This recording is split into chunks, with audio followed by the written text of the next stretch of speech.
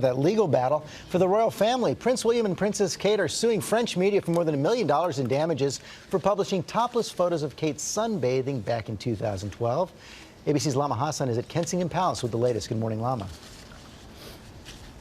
Yeah, and good morning to you, George. 6 photographers on trial charged with invasion of privacy and complicity for taking those photos of Kate about half a mile from the chateau where they were staying at. Now, William and Kate were not in court, but William did submit a scathing statement slamming the French magazine. Lawyers for Prince William and Princess Kate in court, suing French magazine Closer and its photographers over those images of Kate sunbathing topless while holidaying in the south of France. The Duke and Duchess of Cambridge asking for more than $1.5 million in damages. The paparazzi, they feel, are the enemy, and they will absolutely pursue them when they cross the line. Lawyers for the Duke of Cambridge Tuesday reading a rare statement from William himself, expressing his anger and sadness at the picture's publication, describing the incident as particularly shocking. The prince writing, "My wife and I thought that we could go to France for a few days in a secluded villa owned by a member of my family and thus enjoy our privacy." And the fact that photographers used such long lenses to take those photographs of the Duchess of Cambridge with her husband in an incredibly intimate setting was just a step too far. William even invoking the memory of his mother's passing, saying the photographs reminded us of the harassment that led to the death of my mother, Diana, Princess of Wales, and that the images of Kate were all the more painful given his mother's death in a Paris car crash while being chased by paparazzi almost 20 years ago. The lawsuit in line with the fierce battle the royals have been waging against the tabloids for invading their private lives.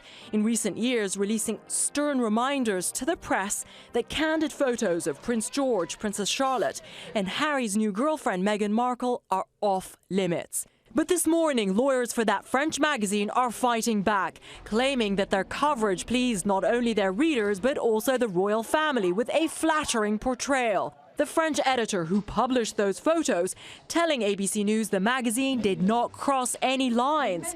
She describes them as a young couple on a terrace where thousands of cars pass by every day and claims security was more an issue rather than media frenzy. Now, the trial lasting just one day was heard by a judge. There was no jury and a verdict is expected on July 4th. We reached out to Kensington Palace this morning and they told us they don't comment on an ongoing court case. Yeah, I would not expect that. Okay, Lama, stand by. We're going to bring in Dan Abrams now, as well, our chief legal analyst. And this is quite different from a case you would see in the United States. In some ways, much more serious. Right, because you're talking about a criminal case. You wouldn't have criminal charges brought here for that. But the two questions here are going to be, number one, and I think this is the most interesting one, is the paparazzi are denying taking the pictures. Part of the defense is you can't prove that we took this picture. And you think they could? Well, they're bringing in evidence about how their bank accounts suddenly inflated. They made a lot of money immediately after the pictures were taken, their cell phone records, etc. But that's one of the defenses, is you can't prove that we took those pictures. And number two is this issue of privacy, right? Invasion of privacy is the crime here. And so the question is, how private should they have expected it was where they were? The paparazzi say, or the magazines say, they were on a public road.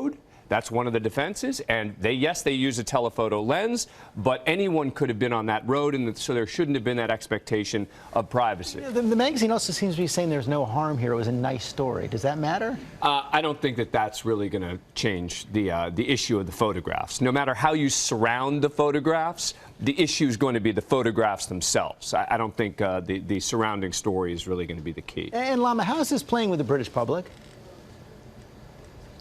Well, let's put it this way, George. William and Harry undoubtedly believe that the press intrusion into their mother's life, the paparazzi harassing her, led to her death 20 years ago. And I think the British press are mindful of that. I think they're very respectful of that, and I think they've given them their space. I think they rely on photo opportunities to get images of the royal family, and I think the British public agrees with that. They're also respectful of that and of their belief that it was because of the paparazzi that that Diana died 20 years ago, particularly when it comes to this case, because it was the worst invasion of privacy William and Kate have experienced since getting married in 2011. So it's a pretty big deal, But George. Thank you, Lum. Do those statements about Diana have any legal significance? They shouldn't. My goodness. The notion that we're going to relitigate something that happened 20 years ago with Diana seems to me crazy. And this isn't a jury. This is a judge deciding it. So you would hope that the judge is immune from that sort of, sort of public pressure. Okay, Dan Abrams, Lama, thanks very much.